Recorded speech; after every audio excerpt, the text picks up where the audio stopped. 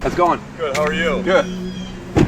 Somebody just called to complain that you were cleaning up the yard, I'm Yes. assuming? Yes. Okay. I never expected what happened today in Houston, Texas.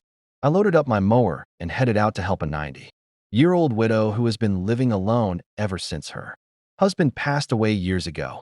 The moment I arrived, I could see just how difficult things had become for her. Her yard had completely taken over the property. The grass was so tall it was covering the walkway.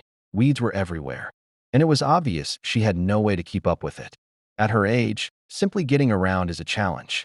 Then she told me something that broke my heart. The city had already warned her to clean up the yard or face a $400 fine. On a limited Social Security income, that would have been a major burden. So I told her not to worry. I was going to take care of it for free.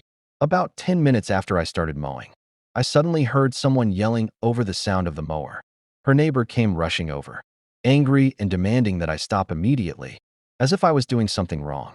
I stayed calm and explained that she had personally asked me to help and that I wasn't charging her a single dollar. But he wasn't interested in listening. Instead, he threatened to call the police. A few moments later, she slowly made her way outside with her walker. She looked shaken as she politely asked him to let me finish helping her. He ignored her completely. That's when I told him to go ahead and make the call, because I wasn't about to walk away from someone who genuinely needed help. Not long after, a police officer arrived. I explained the situation, and after looking at the condition of the yard and seeing her standing there, he simply said, "You're good. Keep going. You're doing the right thing." The neighbor had nothing left to say, so I got back to work.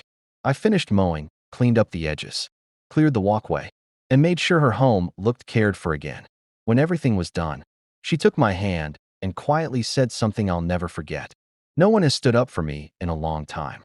That moment meant more than any thank you ever could. This is what Kind Cuts is all about, showing up when people need it most. If this story touched your heart, drop a comment and tell me what city you're watching from. I'd love to hear where you're supporting from.